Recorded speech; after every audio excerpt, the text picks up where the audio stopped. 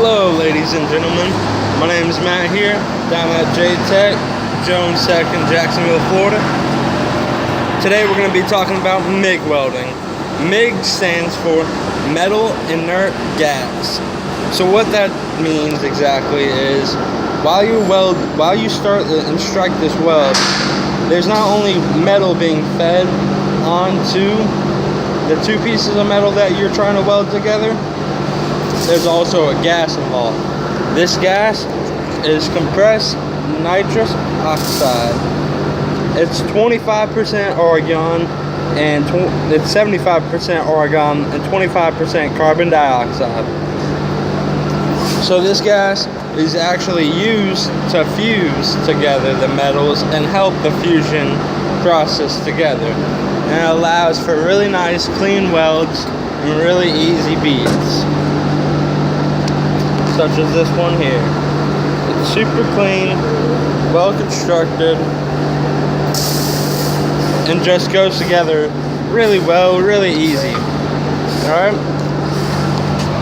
So here are the dials on the MIG. So obviously you have your on and off setup.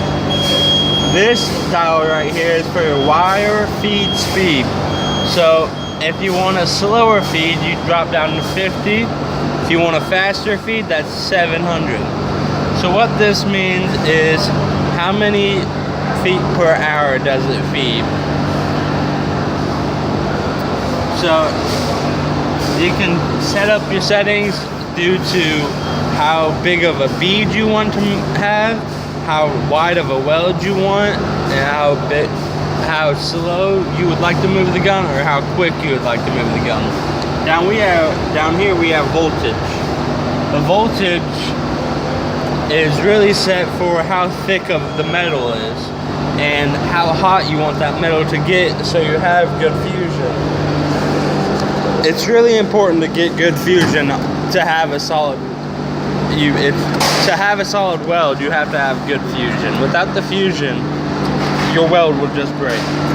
So I'm opening the hood up on the MIG, and inside you'll see the spool wire, big old beautiful spool wire. You'll see it fed in to this contraption. This holds it in place.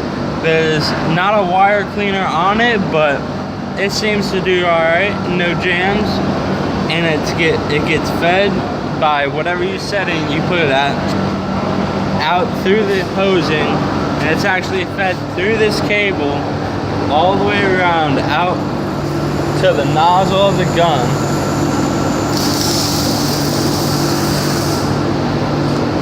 All up here and out the nozzle. And it's all trigger fed. You pull the trigger, it gets fed, and it starts arcing. Right here, this tells you all your settings on what you're gonna want to set things to. If you're using 1/2 inch, 3/8, 5/16, and other thicknesses and thinnesses, it'll tell you exactly what you really want to set it to make it the best and easiest for you.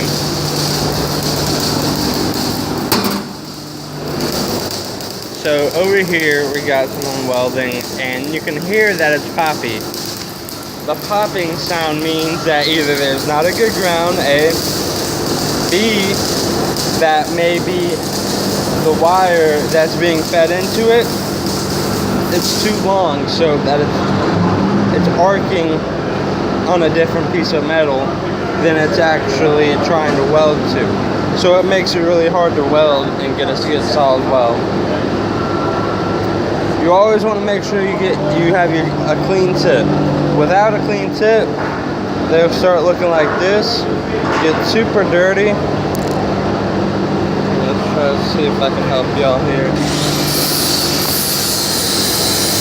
A tip like this is super dirty, and you can actually see that it is clogged. Can't see through it. It's got a piece of wire soldered to the tip. That'll cause hang-ups of all sorts and just be a pain all throughout the day of welding. So you always want to make sure that you have clean tips around. Thank you for watching. Hope you enjoyed. Thank you very much.